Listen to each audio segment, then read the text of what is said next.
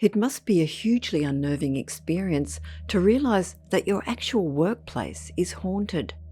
Somewhere you need to attend every day simply to put food on the table. Here are 3 such personal accounts from Weird World viewers. Alex. Alex sent a true story of something that happened to him many years ago. It was the last of 3 chilling events that occurred while he worked as a support worker in a home in the community, and the final straw that forced him to leave his job due to the terror he experienced. In 1995, he was working as a support worker in a community home in South Wales, United Kingdom, which housed adults with learning disabilities. He had worked there for more than 4 years and was very happy in the job. The house was a newly built long bungalow which accommodated 4 residents. As part of Alex's job, he had to do regular sleep-ins, which required 1 member of staff staying overnight to be on site in case they were needed. He had done many sleep-ins over the years, and these had always been uneventful. But then, around March 1995, strange things started happening. The events of one night in particular frightened him so much that he left the job he had loved so much, as he was too afraid to stay in the house. On the night in question, 3 of the 4 tenants had retired to bed, and all the other staff had left for the night. Alex was in the living room with the eldest tenant, who was called Paul. The TV was in the corner of the room, and Alex was seated on a sofa at the other end of the room. Paul was sitting in a large armchair right next to the TV, directly opposite Alex. At about 11 o'clock, Alex went across to Paul, who had no verbal capabilities, and asked him if he was ready for bed. Paul stood up and took Alex's hand. The pair walked out of the living room, and Alex shut the door behind them.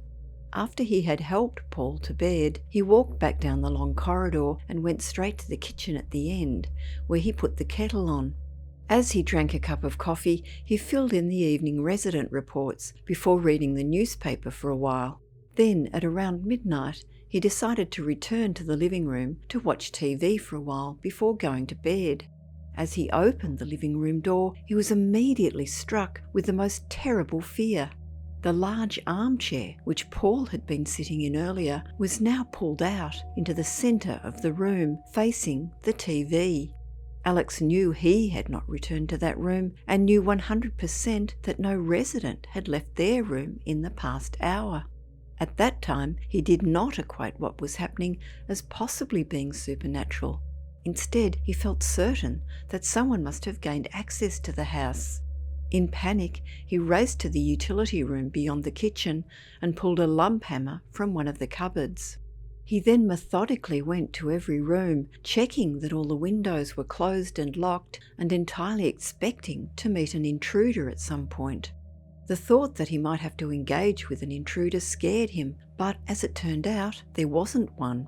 This fact terrified him even more. Realizing that the only rational explanation for the chair moving wasn't possible, he was left bewildered and terrified. He went back to the doorway of the living room, lump hammer still in hand, and stared at the chair, still in the centre of the room and still facing the TV. He was too scared to move, and to this day cannot remember how he managed to stand in the doorway holding a heavy lump hammer for many hours, but he did. Finally, at some point he realised that through the gap in the curtains it was beginning to get light. He hadn't slept all night and doesn't know what happened during his lost time, but he knew the day's staff would be arriving soon. Emboldened by the dawn sunlight, he gathered enough courage to enter the living room and slowly move the armchair back to its usual position. The next day, he started to apply for other jobs and thankfully was soon successful and left what had been his dream job. Now, some 28 years later, Alex still cannot explain his experience, and it still haunts his memory to this day. Jared. In 1979, Jared was working at Markham Main Colliery in South Yorkshire, UK, when this strange phenomenon occurred. It was a normal Tuesday night when he was going down to work in the pit, and he collected his 2 chits, one for going down the pit and the other to hand in when he returned back up to the surface. He changed his clothes, then went to the cage of the mine shaft to descend down the pit.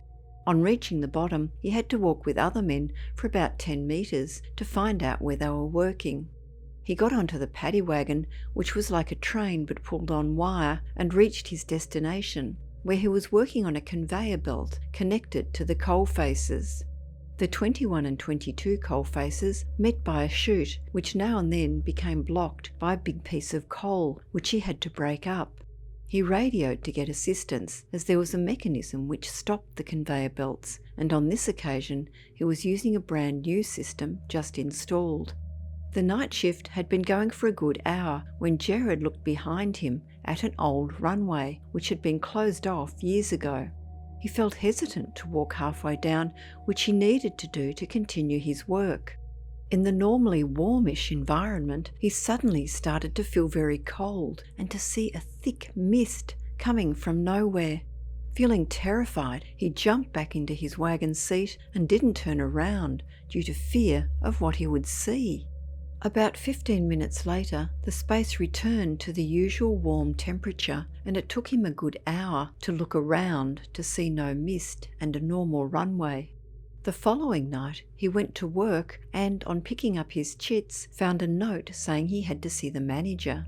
Thinking nothing of it, he later went over to the manager's office and found a large group of people outside who told him that there had been a fire on coalface 21. This puzzled him because number 21 had displayed a green safety light all night. Gerald was grilled for over 20 minutes by the manager and the corporate bosses from London who had travelled up to the colliery. He eventually told them about the unusual thick mist he had seen the night before. He finally went down to the pit to work at about 4 a.m. After finishing his shift at around 8 a.m, Jared got to the top of the pit and went to the lamp room to hand back his battery and helmet torch. Then one of his co-workers pulled him aside and asked him about what had happened the night before. He asked if Jared knew about the guy who had lost his life on the conveyor belt.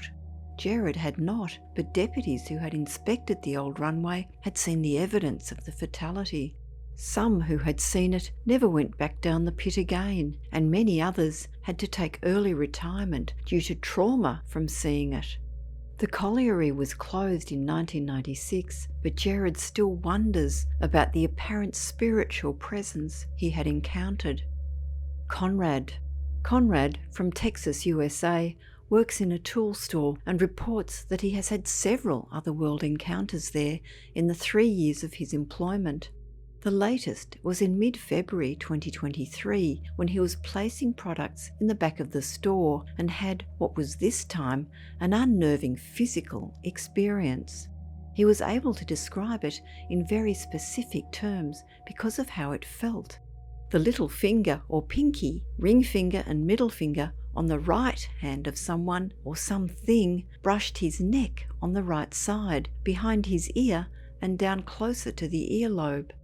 At the time, there was only himself and his boss in the store. He asked her location at the time of his experience, and she was at the front of the store when it happened. He sensed that she is aware that something is not right in the store. Objects have fallen off peg hooks with no one nearby, and even just after putting them back.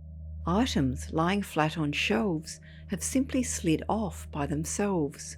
But never in 3 years had Conrad been touched and was still feeling freaked out by the encounter when he contacted Weird World.